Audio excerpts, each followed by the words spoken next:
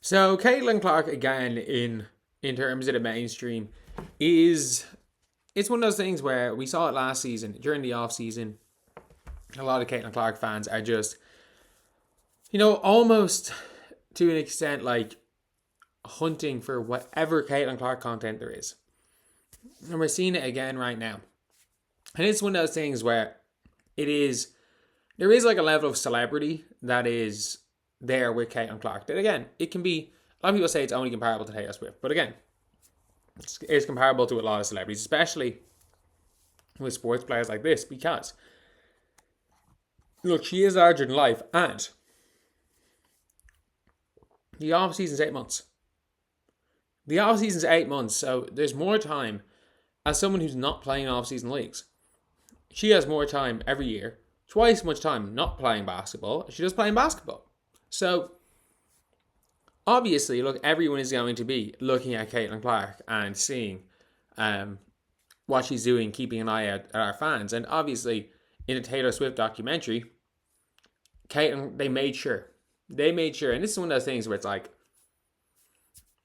you just kind of know if they're being smart about things. So in the Taylor Swift documentary, she's playing in Indianapolis, and obviously, am I right in saying this was was it one of the ones where it was like one day she was there in like the crowd, and the next day she was, there was such a big deal made about it, as she was in the VIP section with Travis Kelce. They made sure, to put Caitlin Clark in the doc. And I've seen this a good few times. I've seen this picture a good few times being like, oh, I think I saw Caitlin. They made sure, they were smart about it. They made sure to put a split second of her in it so that her fans are talking. And that's one of those things where it's like, I'm not going to go as far as to say Taylor Swift is using Caitlin Clark for fame. Like, that's a crazy thing to say. But the team making a documentary, their job is to get clicks. Their job is to get views.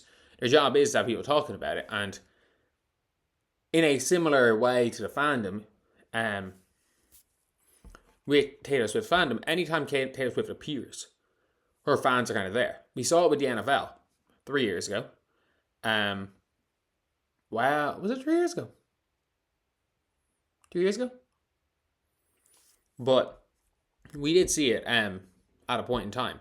Maybe it was 2 years ago. Yeah, the year it was 2 years ago. Where Taylor Swift just appearing in anything got views for Taylor Swift fans. And you're seeing it with Caitlin Clark. Caitlin Clark just being there at an NFL game with Taylor Swift. Sorry, NFL game at a Taylor Swift concert is going to get Caitlin Clark fans watching the documentary. And to be honest, it's just with everything. Like, obviously, we saw the PGA taking advantage of it. And it's not even a case with a lot of these things of, when people say taking advantage, it's never really in a malicious extent. I'm never going to say it's maliciously doing it. We've seen it with all podcast clips, and again, I don't believe it's malice. Like, I don't believe when Sue Bird talks about Caitlin Clark for clicks, it's malice. I don't believe when Sophie Cunningham mentions Caitlin Clark, or a podcast has mentioned it's malice. There is just this level of kind of curiosity with Caitlin, and there can be positives and negatives to that level of fame. Obviously, the negatives to that level of fame is some of the awful stalker situations that keep happening, and you hope don't. You hope eventually stop, but unfortunately, it's the way the real world is. There's going to be nut jobs everywhere. So, obviously, Caitlin's got to keep her team in check. She's got to have a good security team around her to make sure, and even if it's someone, in a lot of situations, like even if there's something, even that's 1% chance of being a threat, to make sure it doesn't happen. But even still, something like this, like Liz Kitley just posted a bunch of pictures, because obviously Liz Kitley, I don't know if they're friends or in a relationship, I have no idea, but with Monica Zanano, who's obviously one of Caitlin's friends, and then out of nowhere, Caitlin Clark randomly just appears with Liz Kitley in a photo at the end, and everyone suddenly is sharing that photo. They're like, oh shit, Caitlin Clark's with Liz Kitley and Monica, and it's like, they are friends. So yeah, it will be an interesting one to see what ends up happening to Liz Kitley, because she was terrible with the Aces. I would assume Liz Kitley is going to be taken by an expansion team. I just want to see what her averages were last year. Her averages on the year last year were... Oh, I forgot the Valk signed her. 1.3 points per game. It's pretty rough. And she did not play a single game for the Valks. But yeah, it was a funny one that like everyone talked about her like she was going to be the Aces savior. And I remember literally saying it, I'm like, how the hell is Liz Kitley? Like, why are people talking about Liz Kitley like she's the best player in the world? And people were like, no, Liz Kitley was going to go number 2 to Kate, and had she not gotten injured? Like, no. That was never going to happen. But, yeah, like, look, with all these situations, we have to be very real here. There is this level of fame and kind of intrigue that comes with Caitlin Clark that's greater than sports. There is this, like, because of how little basketball Caitlin Clark plays. And by the way, I would say how little basketball every WNBA player plays. Because I don't count Unrivaled as basketball. It's not, it's gimmick ball. It's a sport that vaguely resembles the sport of basketball. Project B hasn't started yet with all these players. The off-season's so long and they play so little actual basketball. Like, at least we're going to see Caitlin Clark in March. But they play so little ball that there has to be, for fans to stay involved and interact in the league, there's got to be almost a more than basketball type element to it. And obviously, college basketball is a thing. In fact, women's college basketball is way bigger than men's college basketball right now. Not as far as teams are concerned, but as far as names are concerned.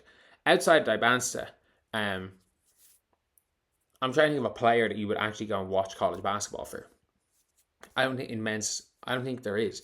But in the women's side, you've got UConn, who had the best, arguably the best player in the nation last year in Sarah Strong, come back for another year, and she got 2 more years after this.